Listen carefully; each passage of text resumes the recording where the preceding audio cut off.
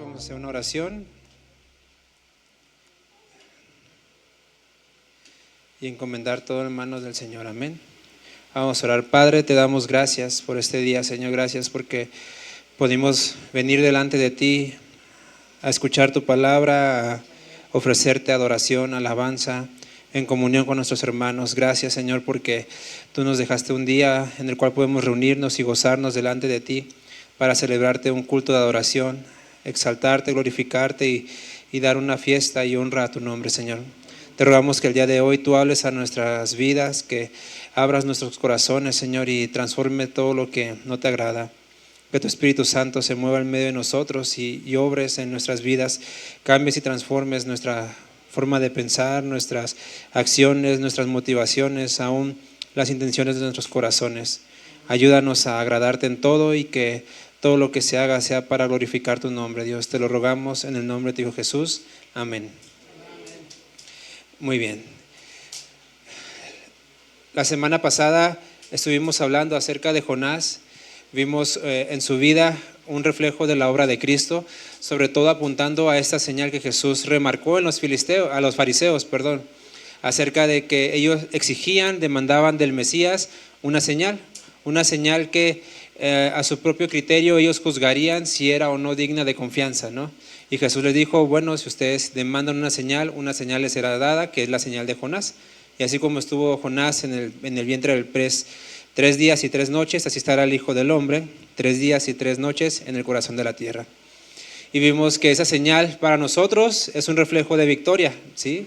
El hecho de que Jesús haya resucitado para nosotros significa mi fe es confiable, es decir, puedo descansar en quien he creído, ¿sí? Puedo descansar en la persona de Cristo porque Él es confiable, su obra es confiable, lo que Él hizo y dijo es veraz y no hay mentira en Él. Entonces podemos descansar en Él, confiar en Él, saber que Él tiene cuidado de nosotros porque dice la Escritura que si Él ya vino y Dios dio a su Hijo, ¿cómo no nos dará con Él también todas las demás cosas? Entonces podemos confiar en que Él tiene cuidado de sus hijos, de aquellos en quien Él confía, pero muchas veces es nuestra propia incredulidad la que nos aparta de Dios, la que nos exige o demandar una señal de aquel que ya vino y nos amó, de aquel que ya se entregó, y a veces somos tan orgullosos para decir, aún no, me hace falta algo más para creer, me hace falta algo más para confiar en ti, me hace falta algo más, cuando de hecho Él ya ha dado todo. Amén. ¿Y sabe usted qué sigue después de Jonás? Si no sabe, abra su Biblia. Miqueas. Y Miqueas es otro de los profetas menores. Vamos a ver en Miqueas algunas partes en específico que apuntan proféticamente hacia Cristo. Recuerden, en todo el Antiguo Testamento el propósito, la meta es apuntar hacia a Cristo, hacia su persona, hacia su obra, hacia tipos de Él. Vemos que algunas partes son muy claras donde profetizan acerca de Cristo, como lo vemos en Isaías, donde dice aquí la Virgen concebirá y dará a luz un niño, y que son cosas que apuntan claramente a Jesús. Bueno, hay otras partes donde no son tan claras las profecías, pero sí hemos visto que apuntan a la obra, a la acción de Cristo como juez, como mediador, como profeta, como hijo de hombre en Ezequiel. Y Miqueas sí tiene una parte donde apunta a Cristo como el apacentador, aquel que apacienta, y también encontramos una profecía directa acerca de dónde iban a ser y de dónde vendría este Mesías. ¿Okay? Ahora, antes de entrar, vamos a ver el contexto de lo que está hablando Miqueas para entender sobre todo a quién está dirigido, cuál es el mensaje que se da, y de ahí, pues ahora sí que tirar nuestro lazo hacia Cristo. Amén. Miqueas es uno de estos profetas menores. Menores, ya hemos mencionado, no porque sean de menor categoría o que haya categorías entre los profetas, que unos son más acá que otros, no, sino simplemente por la extensión de su mensaje se definió como profetas menores, ¿sí? Porque su mensaje no fue muy largo. Ahora, recordemos que la Biblia no está acomodada cronológicamente, es decir, no vino primero Isaías, luego Jeremías, luego Ezequiel, no. Están ordenados simple y sencillamente como un orden en el cual los judíos establecieron para un mejor estudio. Pero Miqueas es contemporáneo de Isaías, de Oseas y de Amós. ¿Sí? De esos cuatro profetas, vamos a decir, profetizaron juntos pero separados. Es decir, profetizaron en la misma época pero en diferentes regiones. ¿Okay? Ahora, cada uno ya ha visto y hemos visto que tiene un mensaje en específico. Por ejemplo, Amós era la parte de este Dios que iba a juzgar, que iba a ejercer un juicio, que iba a reinar. Vemos en Isaías de un Dios donde le exige a su pueblo humildad. Le dice, acérquense a mí como debo de ser adorado, no a su forma, no a su manera. Vemos en Oseas donde Dios muestra el amor que Él tiene y cómo el pueblo adultera en contra del Señor. Y Miqueas también tiene un mensaje. Ahora, el mensaje de Miqueas está dividido en dos partes, porque Miqueas profetiza no solamente a la región del norte, es decir, a Israel, que vive ya separado de Judá, sino que también a Judá. Es decir, su profecía está apuntada, ustedes lo van a ver ahí, hacia Samaria y hacia Jerusalén, que específicamente es Israel del norte y Judá del sur. Pero así los nombra como Samaria y como Jerusalén. Todo esto porque los pecados a los cuales está apuntando Miqueas, y usted lo puede ver ahí algunos ejemplos, es sobre todo de índole social, económica, mercantil, laboral. Porque el pueblo en una época de prosperidad empezó a hacer tranzas, empezó a robar, incluso habla de los profetas, y vamos a ver algunos pasajes, donde empiezan a profetizar por dinero, ¿sí? Es como actualmente, ¿no? Ven, pacta con Dios y te profetizo, ¿sí? O yo veo por aquí a alguien que trae 500 pesos en su cartera y Dios dice, dálos en señal de fe, ¿no? Y por ahí alguien pues va a decir, no, pues yo sí traigo los 500 y ya me cacharon, ¿no? Y ahora Dios me los va a pedir. No, o sea, los profetas empezaban a manipular a tal punto de decir, bueno, si Dios está con nosotros, pues no nos va a pasar nada, porque somos el pueblo de Dios. Y además, pues la profecía es mi labor, tengo que cobrar por eso. Y Miqueas demanda eso y dice, ¿cómo es que los profetas empiezan a profetizar por cohecho, es decir, por dinero, por ganancia, incluso por algún trato con alguien? También habla de cómo hacían, pues repito, tranzas a la hora de pesar la mercancía, modificaban sus básculas. Apunta mucho a una cuestión social, ¿sí? Recuerden, por ejemplo, Oseas es una cuestión un poquito más moral, idolátrica en cuanto al adulterio, no de acciones tan específicas. Pero sí, obviamente va a una actitud del corazón donde, oye, te apartaste del Señor tu Dios en idolatría, adulterando con otros dioses. Algunos lo pueden dejar medio ambiguo a lo mejor, ¿no? A su criterio. Pero Miqueas no lo deja de una forma general, sino va de forma muy puntual. Están haciendo fraude y tranzas al cambiar el peso de las básculas, al dar de más, cobrar de más, hacer tranzas en su trabajo, ¿sí? En cuestiones donde dice, se aprovechan del pobre, se aprovechan del necesitado. Y todavía va también con los profetas, con los que se supone deben servir al pueblo. Dicen, y ustedes vienen aquí a cobrar, a hacer usura del pueblo cuando deben de profetizar lo que Dios les dice, ¿sí? En ese contexto es donde se desarrolla Miqueas. Ahora, Miqueas en su tiempo profetizó al rey Ezequiel, ¿sí? Es más o menos en ese lugar. A pesar de del pecado del pueblo, el pueblo no rechaza del todo a Miqueas, como usualmente pasa con los profetas, ¿no? Donde dicen, no, no me vengas y no me profetices, no me digas porque si no te voy a enviar a la cárcel, no hagas esto porque si no, como muchos otros reyes lo hicieron, ¿sí? En el caso del rey Acab, que en una ocasión un profeta vino y lo trajeron queriendo y no, porque él decía, siempre me profetiza mal. Entonces cuando vino y le profetizó, dijo, ya ves, me profetizas mal, y lo metió a la cárcel. No es el caso como tal de Miqueas. Su mensaje no fue tan rechazado, es decir, fue abierto a como, ok, gracias por decirnos, pero vamos a seguir, ¿no?, en nuestro asunto. No hubo esa oposición muy clara como lo fue por ejemplo con Jeremías, a tal punto que estuvo encerrado en un calabozo, ¿sí? Por el mismo rey de Israel, de Judá.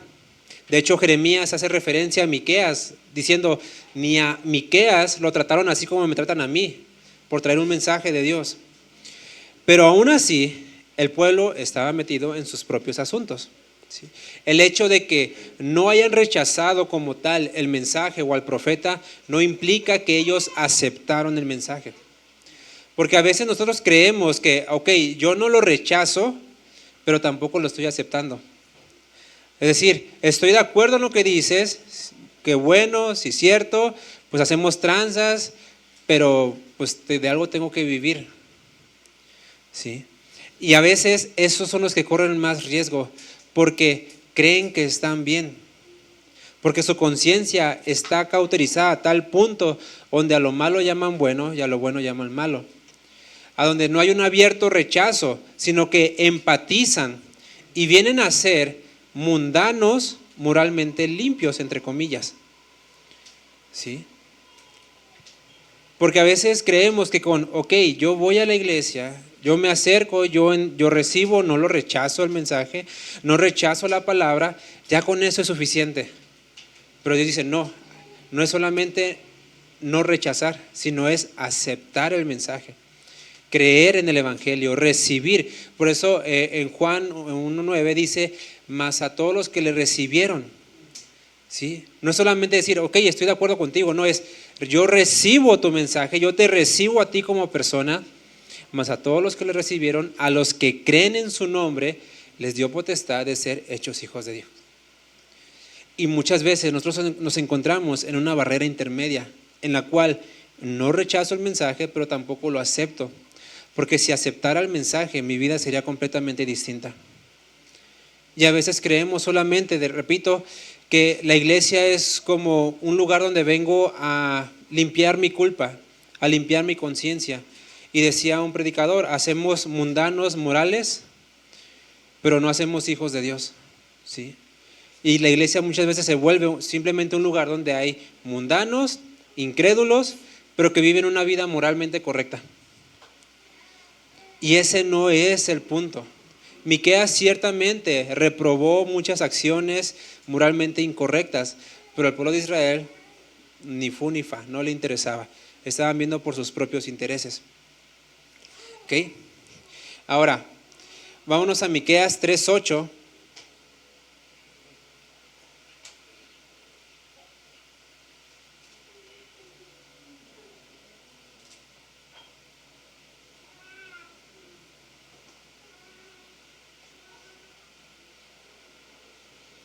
Miqueas está hablando está acusando, está llamando al pueblo a arrepentirse, está llamando al pueblo a cambiar sus hábitos, sus acciones, todo lo que había dentro de ellos.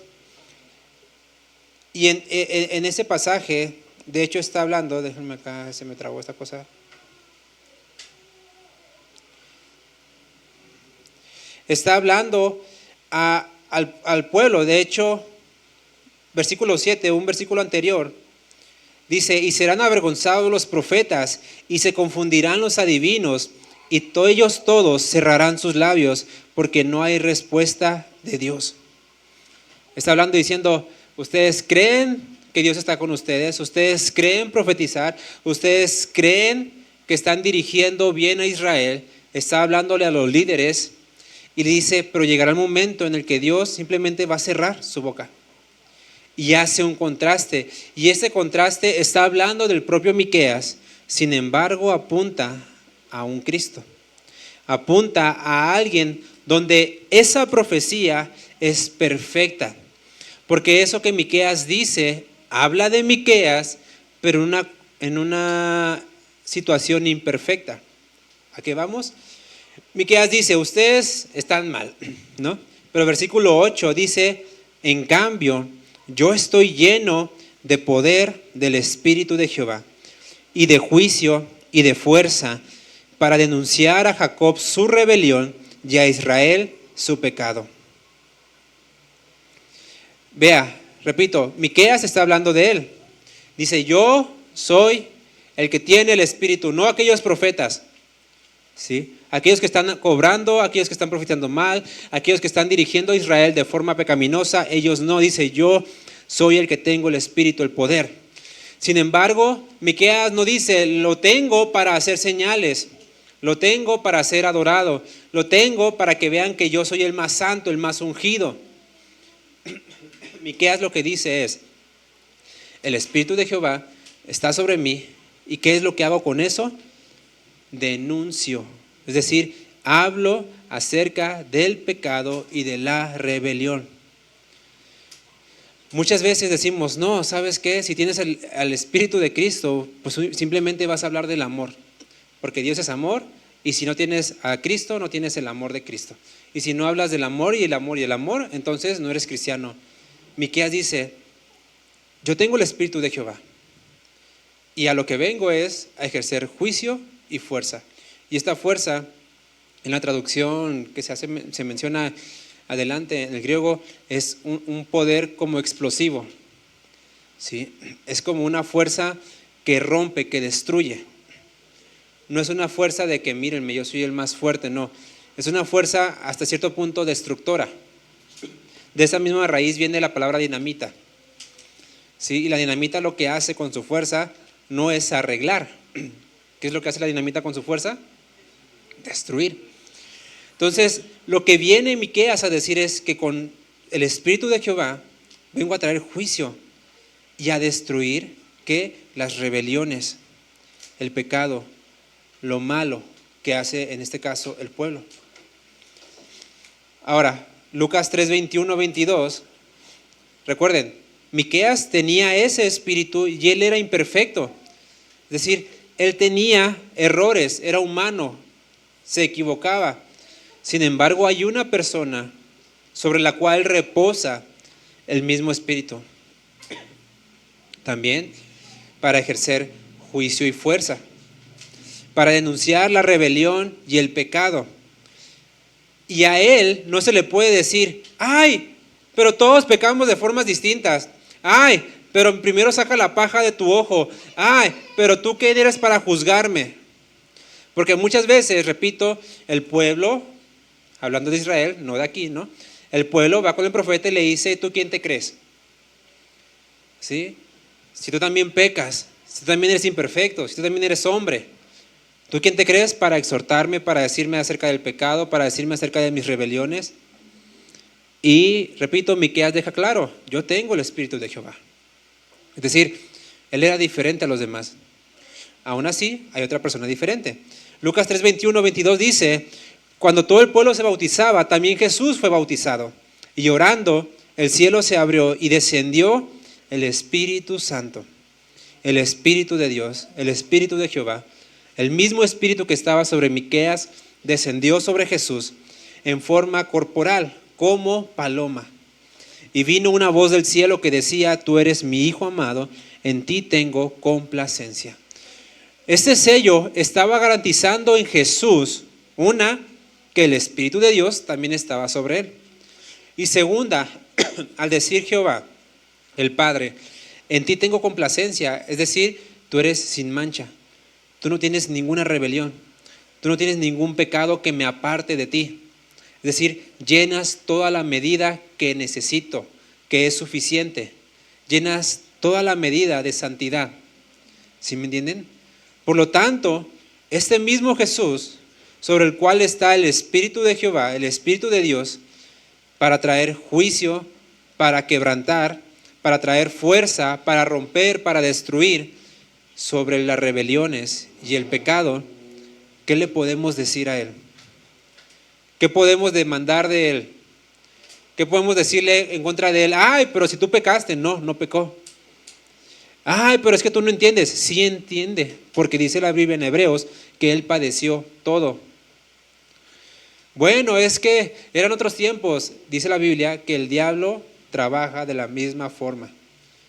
Diferentes culturas, diferentes modos, pero la maquinación es la misma. El pecado es el mismo. De hecho, si nosotros vemos y hacemos una lista de todo lo que la Escritura marca como pecado, es el mismo pecado hace 2000 años que actualmente. Diferentes formas, sí, pero es el mismo pecado en esencia. Podrás decir, antes, un ejemplo, ¿no? No había la pornografía que hay actualmente, ¿no? Que con un clic puedes entrar y ver todo lo que tú quieras. Pero ¿qué creen? Antes podías ir a tener relaciones incluso en público y no pasaba nada porque era una ofrenda a sus dioses. ¿Sí me entienden? O sea, la inmoralidad ahí ha estado. El pecado es el mismo.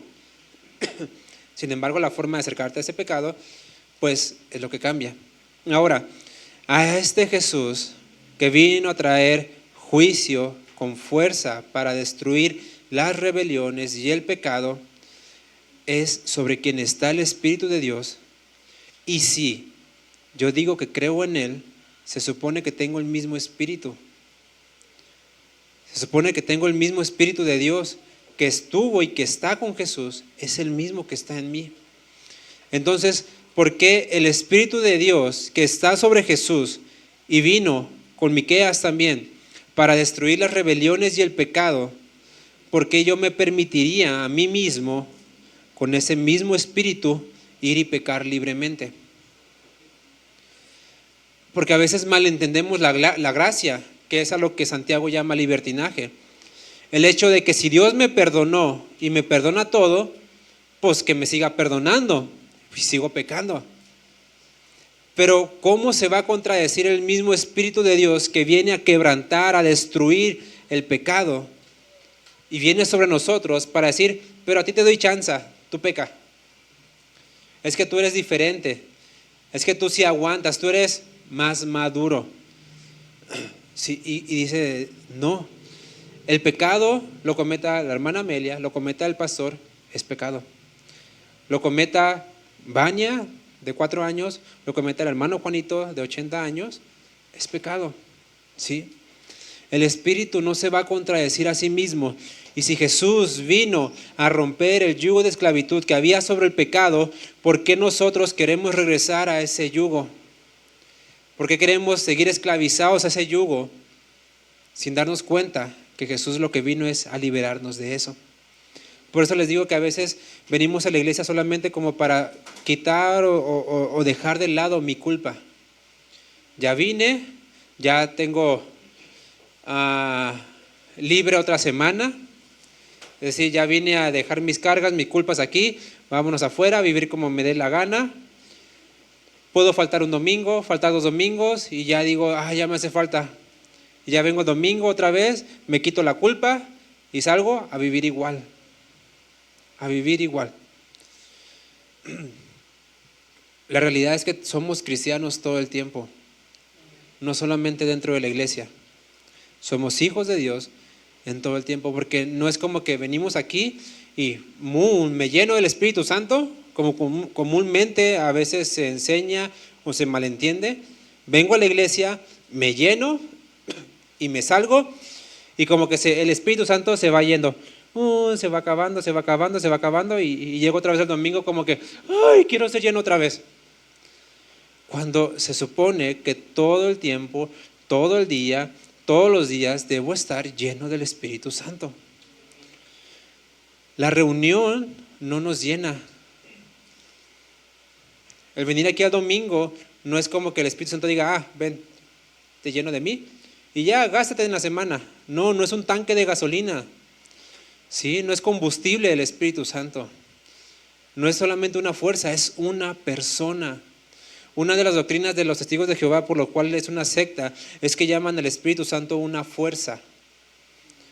Es decir, no tiene persona, no es alguien con quien tenga, pues sí, que sea una persona, que tenga personalidad, que sienta, sino es solamente una fuerza que está activa, se desgasta, incrementa, baja. No, el Espíritu Santo es Dios, es pleno, es una persona que está dentro de nosotros y no puede estar a medias o no estarlo, o está o no está. ¿Sí? Por eso Miqueas, repito, Miqueas 3:8 dice, yo estoy lleno. Miqueas no dice, ¿sabes qué? Se me metió un poquito del Espíritu Santo. No dice, yo estoy lleno del Espíritu de Dios, es decir, está sobre mí. Porque a veces, repito, malentendemos, ciertamente, la Biblia dice en Efesios, sed llenos del Espíritu Santo. Pero eso lo malentendemos como para decir, yo tengo un poquito, Héctor a lo mejor tiene más, Jesse tiene un poquito más, ¿y cómo voy midiendo quién tiene más, quién tiene menos? No. Malentendemos que ahí lo que dice es, déjate guiar por el Espíritu Santo. Déjate, pues ahora sí que no te dejes guiar por el desenfreno del alcohol, déjate guiar por la voluntad del Espíritu Santo. El Espíritu Santo es una persona plena. Es mi corazón incrédulo lo que dice, guíame, pero hasta aquí. Guíame en lo que respecta a mis hijos, pero hasta aquí. En lo demás yo tomo la decisión. Guíame en mi trabajo, pero hasta aquí. Cuando se trate de algún fraude o de ganar más de forma deshonesta, ahí yo me encargo, Espíritu Santo. Guíame a ayudar a mis hijos para que les vaya bien en la vida. Pero cuando se trate de disciplinar, de corregir, de establecer orden, ahí déjame a mí a cargo y yo les doy chance para que me quieran. ¿Sí me entienden? Es ahí de lo que habla, ser llenos del Espíritu Santo. Jesús estaba lleno y vivió una vida llena y nunca se nos habla que Jesús se le acababa la medida. Él estuvo pleno completamente todo el tiempo. Por eso repito, como el Espíritu de Jehová que vino sobre uno para ejercer juicio y destruir el pecado y las rebeliones, va a venir sobre otros para decir, tú eres diferente, a ti sí te doy chance. ¿Sí? A lo mejor a ti sí te funciona. Es donde caemos en lo que es el pragmatismo. Vemos que funciona y porque funciona, lo hago, aunque el método sea incorrecto. Y Dios dice, no, el fin no justifica los medios. Si tu fin es que tener una mejor vida, pero a base de estafas, a base de fraudes, a base de robo, a base de engaños, dice, ese no es el método. El fin no justifica los medios. Y a veces nosotros entramos en un cristianismo pragmático, ¿sí? Que es, pues Dios quiere que sea bendecido, Dios quiere que haga esto, Dios quiere que, pero lo voy a hacer a mi manera. ¿Sí? Yo voy a buscar, sí, el fin que Dios quiere, pero lo voy a hacer a mi manera. Yo voy a buscar la salvación de mis hijos, de mi familia, pero a mi manera. Yo voy a buscar guiar, enseñar, instruir a mis hijos, pero a mi manera. Yo voy a buscar trabajar y proveer para mi familia, pero a mi manera. Y entramos en un cristianismo lejos del Espíritu Santo, lejos del Espíritu de Dios. Y Cristo, que estaba lleno del Espíritu Santo, nosotros vemos que en su humanidad, cuando se encarnó, dice, y por el Espíritu fue al desierto, y por el Espíritu fue a tal lugar. Es decir, Él dejó su vida completamente a la libertad de guíame, Espíritu Santo. Guíame, Espíritu de Dios. Miqueas 5:2. Continuamos.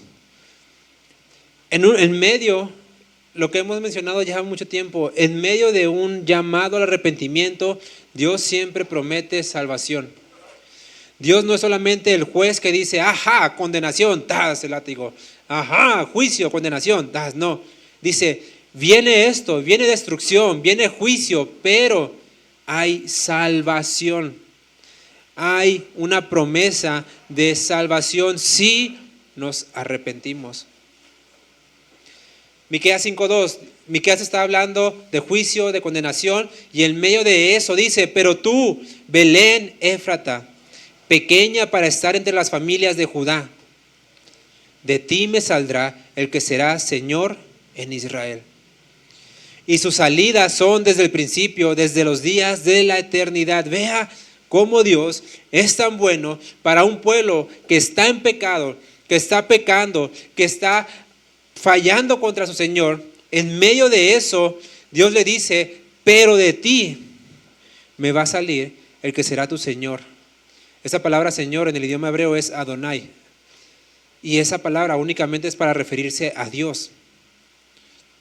¿Sí?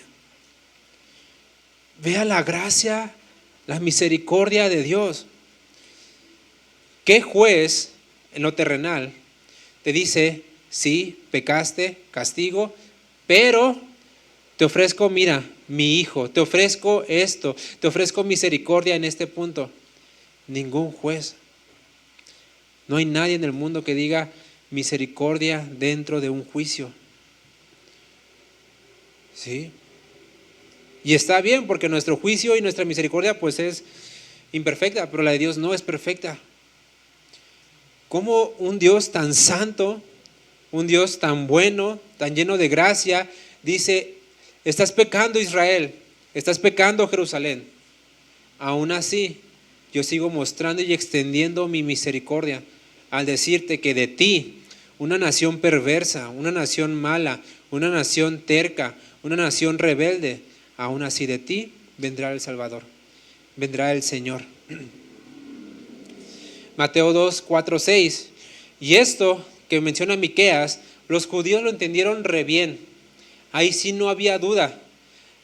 Porque repito, está hablando Miqueas, alguien que fue aceptado como profeta, que no fue rechazado, a pesar de que el pueblo de Israel pues no cambió, pero fue aceptado como profeta. Y recordamos, Jeremías lo menciona, Miqueas fue profeta y el pueblo estuvo de acuerdo. Entonces sabían que ese mensaje apuntaba a su Cristo, a su Mesías. Y vea lo que dice Mateo 2, 4, 6. El rey Herodes se entera de que va a venir un rey y convocó a todos los principales sacerdotes y escribas del pueblo y les preguntó, ¿dónde ha de nacer el Cristo? Ellos le dijeron, en Belén de Judea. No había duda, porque así está escrito por el profeta. Y menciona lo que Miqueas dice, y tú, Belén, de la tierra de Judá, no eres la más pequeña entre los príncipes de Judá, porque de ti saldrá un guiador. ¿Sí? Esta, repito, es una traducción, transliteración del hebreo al griego, por eso algunas palabras cambian un poquito, pero la esencia es el mismo. De ti saldrá un guiador que apacentará a mi pueblo Israel. Porque la palabra Señor, Adonai, hace referencia a la parte de Dios que cuida a su pueblo. ¿Sí? Por eso vimos que aparece como Cristo, como el apacentador, el que apacienta a las ovejas, al pueblo de Israel. Juan 7, 40 y 43, también cuando Jesús está hablando y exponiendo acerca de que Él es el Mesías, de que no había duda de que Él era el profeta de Dios, con las señales que estaba estableciendo, con el mensaje que estaba hablando, dice que algunos de la multitud, oyendo estas palabras, lo que hablaba Cristo, decían, verdaderamente este es el profeta, haciendo referencia a Moisés cuando dijo, profeta del medio de usted, del medio de ti, como yo levantará el Señor. Otros decían, este es el Cristo, pero algunos decían, ¿cómo que de Galilea va a venir el Cristo? O sea, ¿qué no leíste lo que dice la ley? ¿No dice la escritura que del linaje de David y que de la aldea de Belén, de donde era David, ha de venir el Cristo? Ellos conocían. Sin embargo, ponga atención en esto. El pueblo de Israel, los fariseos, los escribas, conocían muy bien la ley. Conocían requete bien la profecía acerca del Cristo, del Mesías. Pero ¿qué creen? Que no conocían al Mesías. Porque si se hubieran puesto a conocer a Jesús, hubieran sabido que sí nació en Belén. Que sí nació en Belén, pero que se crió en Galilea. Como se crió en Galilea, pues decían, viene de Galilea. Por eso le llaman Jesús de Nazaret, porque se crió allá. Pero no, él nació en Belén. ¿Qué fue lo que estorbó a que estos hombres no entendieran que su Mesías, Cristo, Jesús, sí era el Mesías? No su conocimiento de la Biblia, sino que su conocimiento de Jesús. Y eso es muchas veces lo que nos aparta a nosotros de Cristo.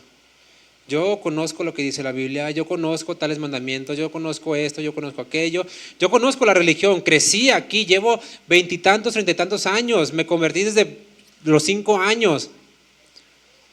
Pero muchas veces conocemos solamente la religión, la Biblia, por encima de las historias de la Biblia, pero no conocemos a Jesús.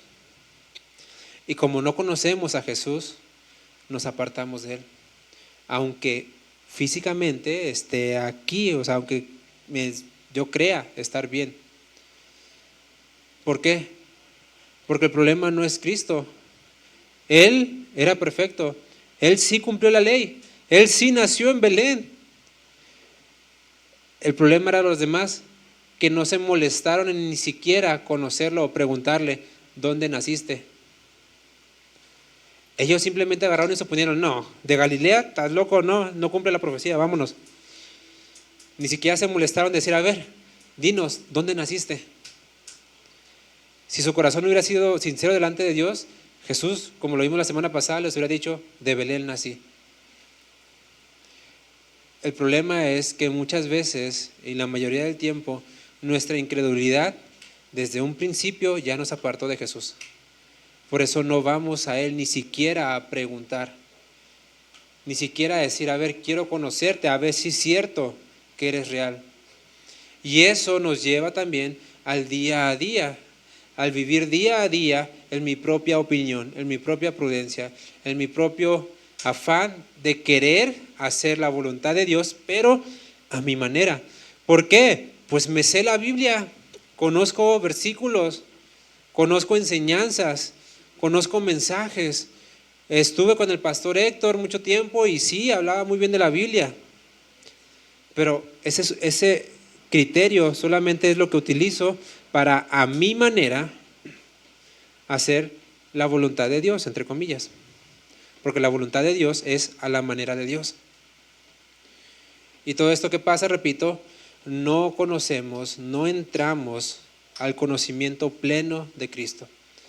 Y Colosenses habla y dice Pablo, yo oro por ustedes para que crezcan en inteligencia espiritual en el conocimiento de Cristo.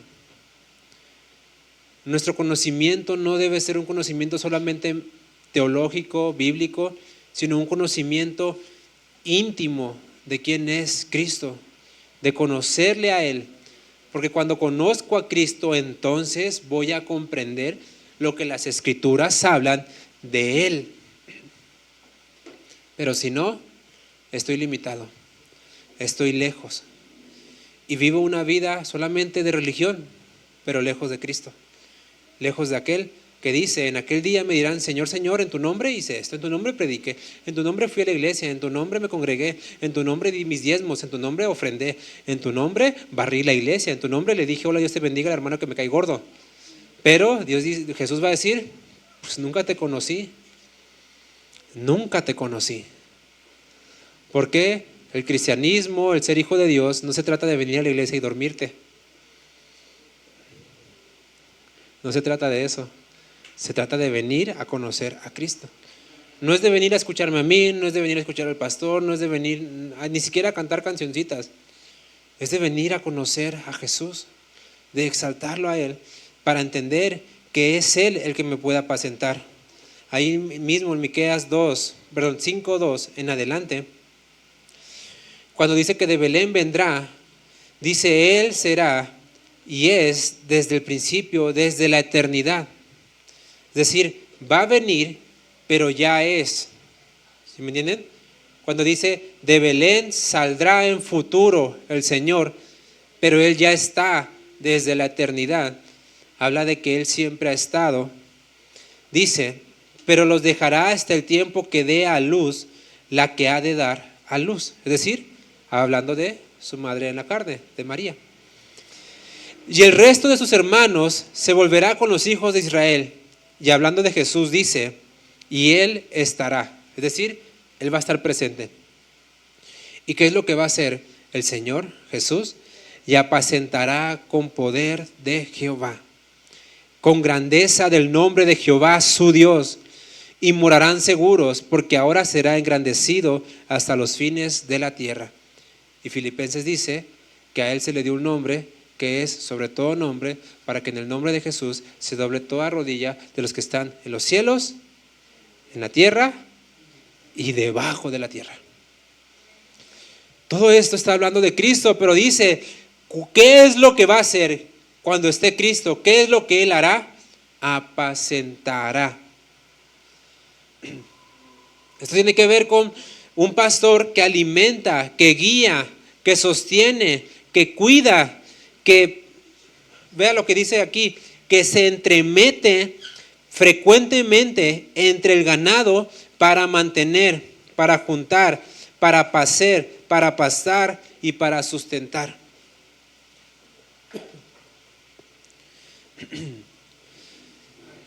Vea todo lo que implica la palabra apacentar.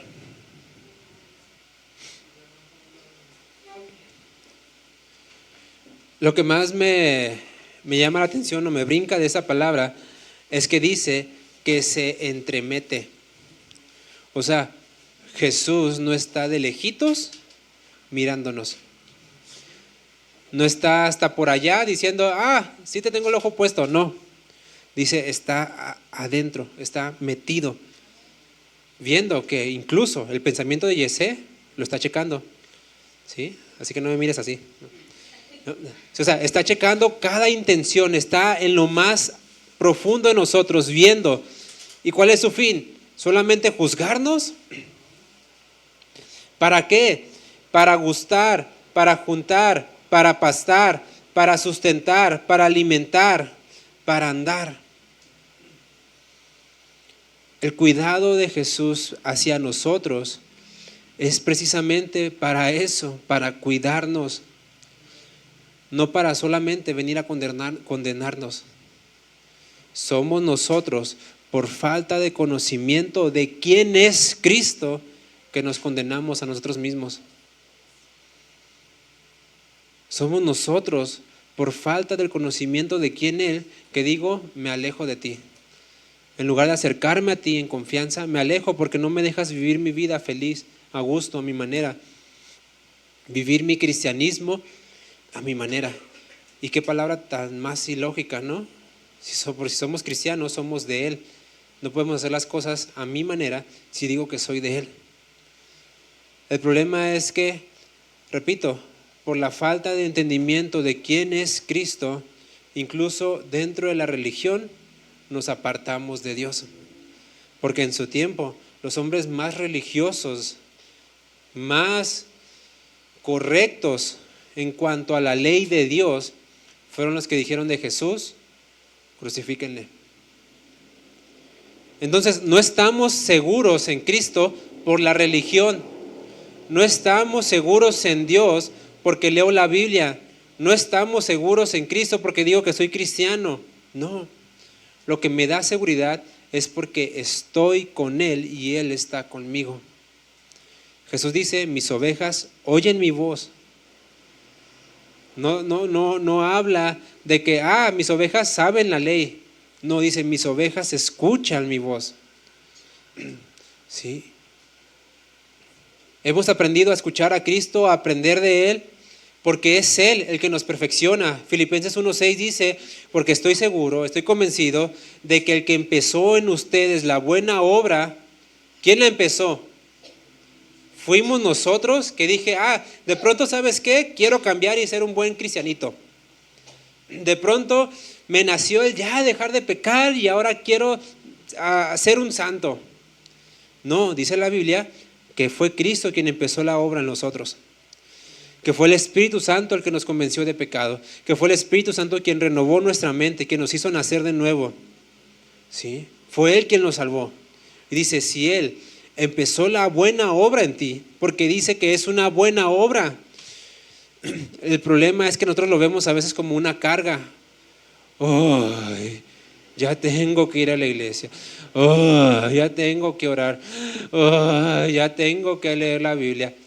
Dices, eso no es una buena obra. Porque algo bueno es algo que nos gusta. ¿Sí? Algo bueno es algo que dices, es bueno y lo voy a hacer porque me gusta. ¿A quién le gusta la buena comida? ¿Sí?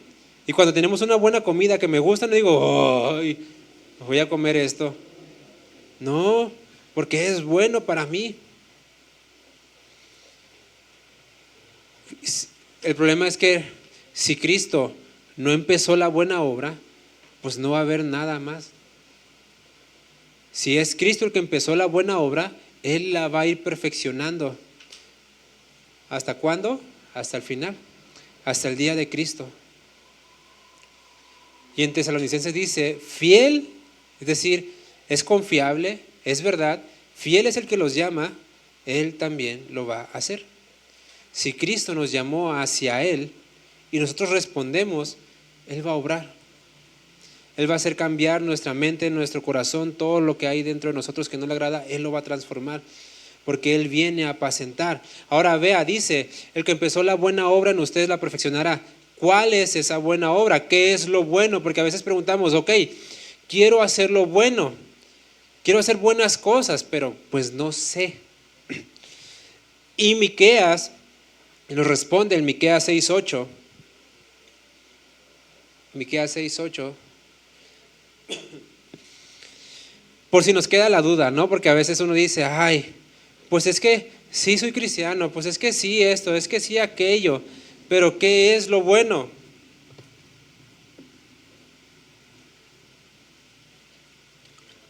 Y Miqueas responde de parte de Dios, como exclamando, no puede ser, hombre, ¿no? Como cuando las mamás o los papás se enojan, pues hombre, contigo.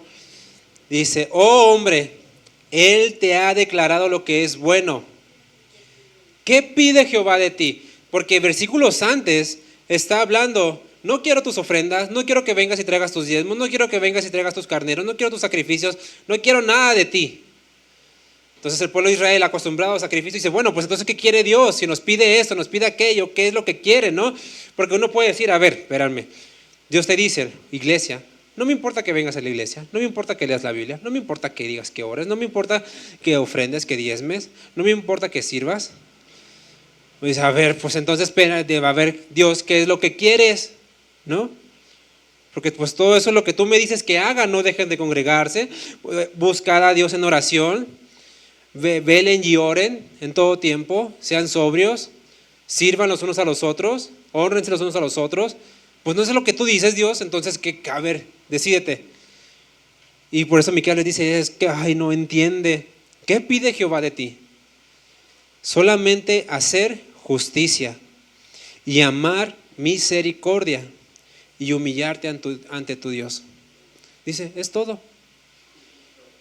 Si tú haces eso, lo demás va a venir por consecuencia. Porque si tú buscas hacer justicia, voy a buscar hacer lo que es justo delante de Dios. No fraudear, no robar, no mentir, porque esas son injusticias. Es injusto mentir, es injusto robar, es injusto fraudear, es injusto chismear, es injusto denigrar. No voy a hacer nada en contra de los demás. Voy a amar misericordia, es decir, veo a alguien necesitado, voy a dar, porque amo hacer misericordia. Voy a buscar servir, porque amo hacer misericordia. y humillarte ante tu Dios. Reconocer, no es mi camino, no se trata de mí, no es mi mejor vida, todo se trata de Dios. Romanos 11:36, ¿sabe lo que dice? Una pista. Búsquelo en lo que tomamos agua.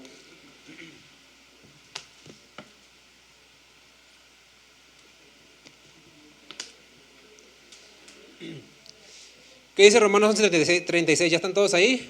Busque lo que dice. Porque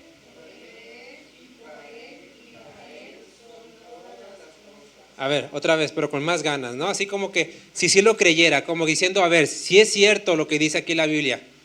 Otra vez, 1, 2, 3. Porque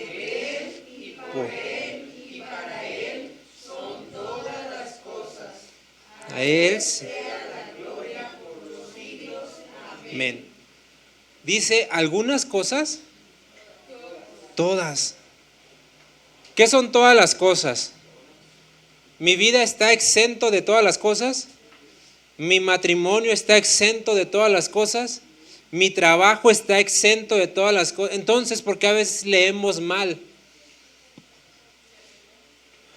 Porque sí, Señor, para ti son todas las cosas, pero todas las cosas que yo quiero darte. Y eso entendemos a veces. Y no, ahí dice, todas las cosas, aun las que no queremos darle, son para Él. Es decir, cuando dice porque de Él, es decir, todo proviene de Él. Mi vida, tu vida, lo que tenemos, trabajo, negocio, hijos, familia, riquezas, pobreza, todo proviene de Él. Y dice, nos mantenemos por Él vivimos, por Él existimos, por Él subsistimos, y todo eso, dice, termina para Él. Por eso dice, todas las cosas, aún tu moto, Gerson, es de Dios. ¿Sí? Aún nuestro carro, tu carro, es de Dios. ¿Sí? Y a veces, repito, creemos que solamente lo que le entrego a Dios es de Él, cuando no. Solamente somos administradores. ¿Y cuándo entenderemos eso? Cuando aprenda a conocer a Cristo. Por eso dice Dios, mira, quédate con tu ofrenda, quédate con tu diezmo, quédate con eso, mira, no lo necesita. ¿Qué pide de Dios de ti? Dice Miqueas, hacer justicia, amar misericordia y humillarte ante tu Dios. Y así también diciendo Miqueas 7:18, ya vamos para el final, Miqueas 7:18, vean qué Dios tan grande y tan bueno tenemos, que a pesar de haber hecho todas las cosas por Él, para Él y por Él, decide compartirlas con nosotros, decide dárnosla por bondad y gracia.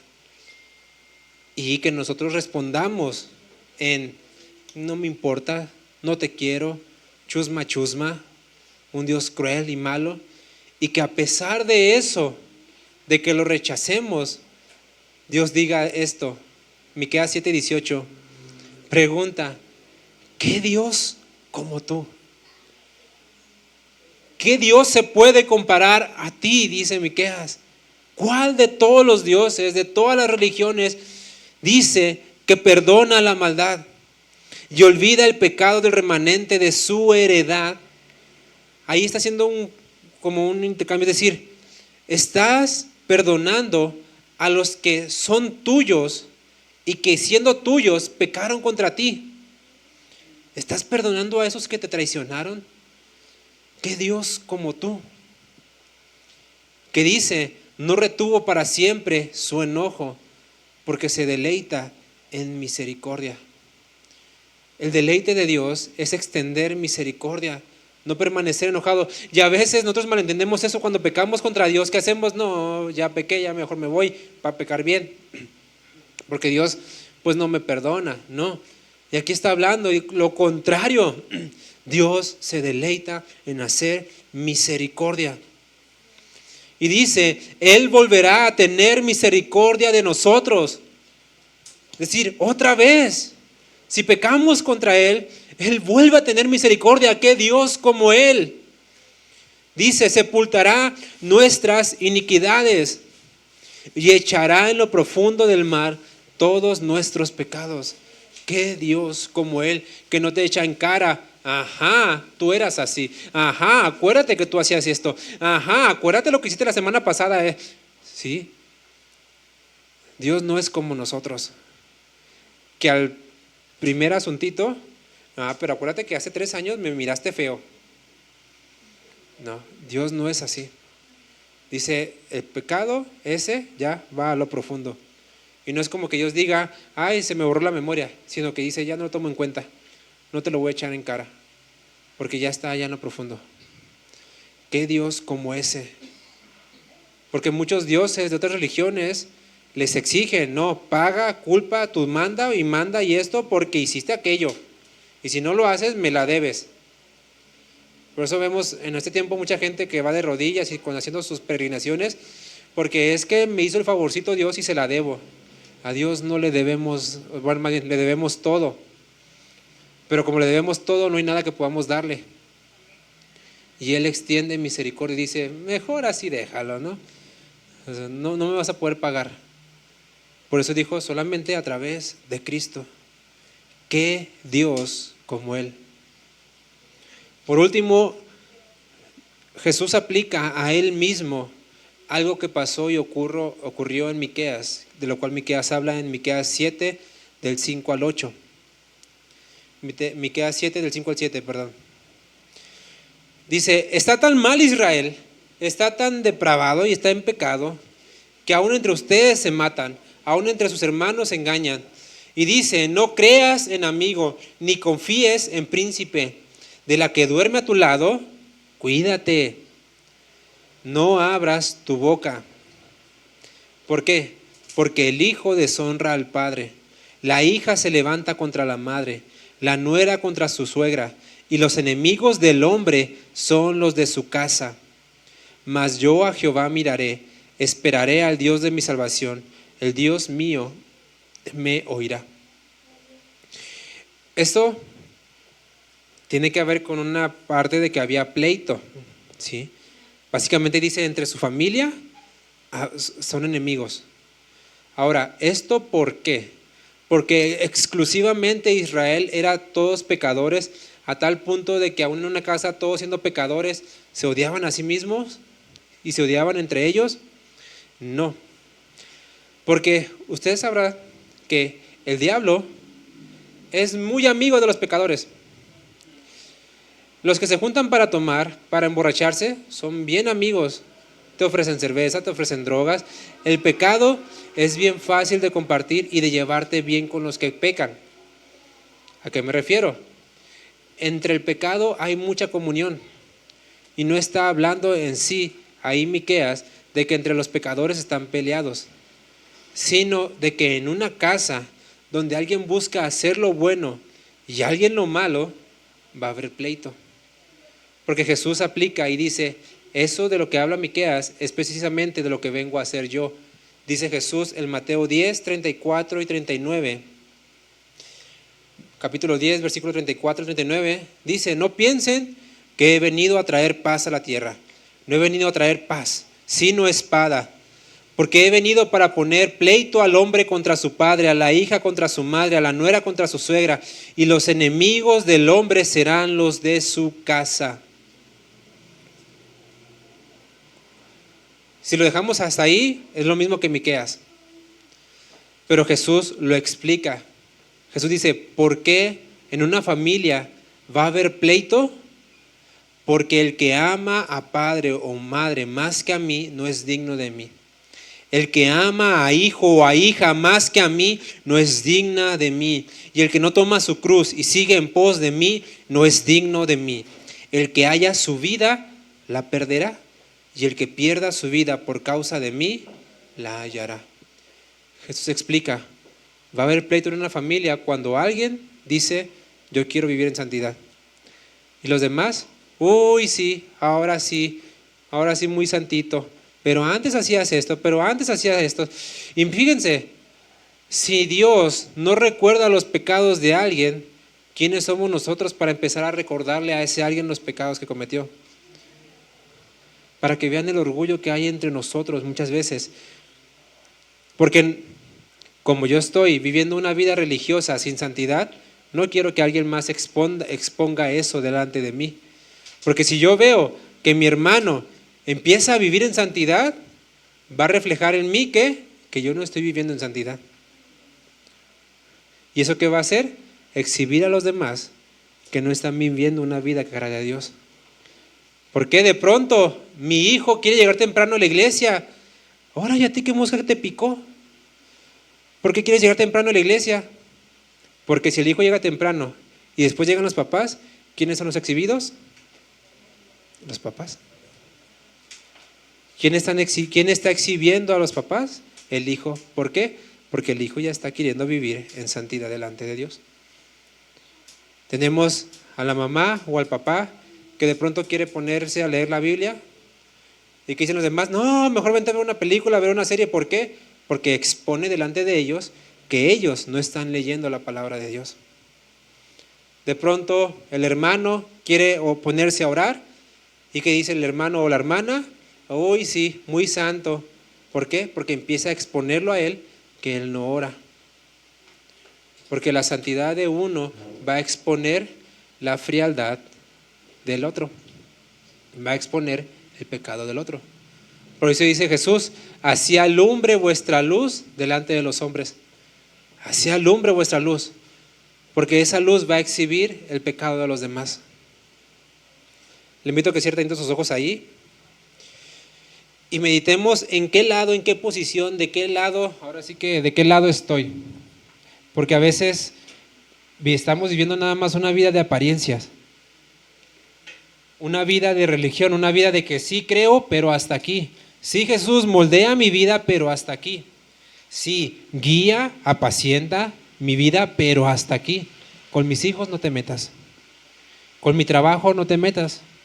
Con mis amistades no te metas. Con mi relación, con mi novio, mi novia, mi matrimonio no te metas. Y a veces solamente vivimos una vida de apariencia.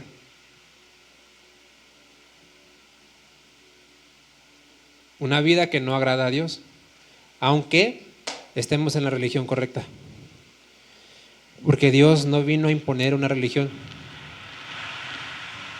Dios vino a establecer un reino.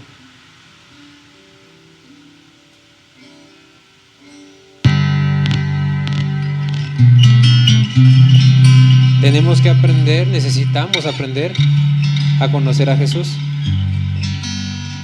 No solamente conocer los mandamientos que dijo Jesús, no solamente conocer las reglas que dice el pastor, no solamente conocer la religión que me enseñó mi papá o mi mamá, sino conocer a Jesús.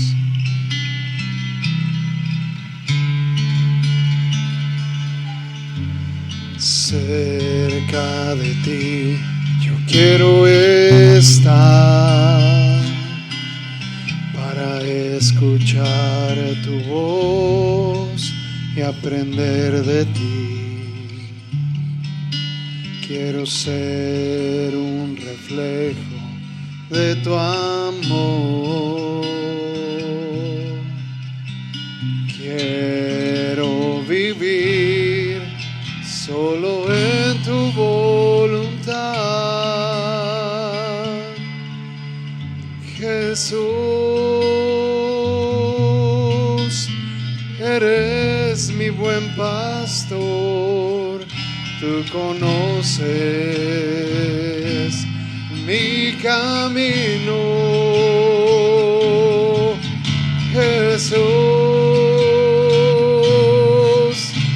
Puedo confiar en ti, oh mi Dios, me rindo hoy. Jesús,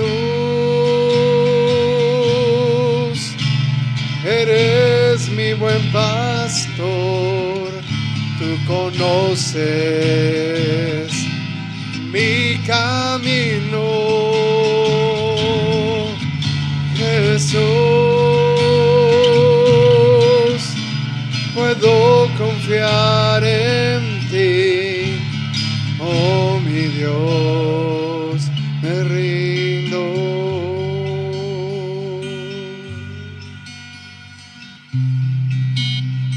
necesario que tú y yo nos acerquemos al Señor, que lo tengamos cerca a nuestras vidas.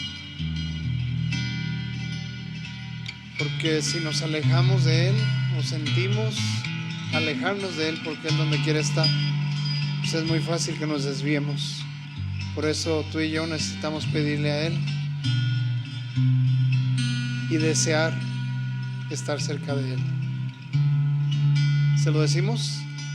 Cerca de ti yo quiero estar, para escuchar tu voz y aprender de ti. Quiero ser un reflejo, quiero ser un reflejo de tu amor. Quiero vivir solo en tu voluntad, Jesús. Eres mi buen pastor, tú conoces mi camino, Jesús. Puedo confiar en ti, oh mi Dios, me rindo, oh mi Dios, oh mi Dios, me rindo.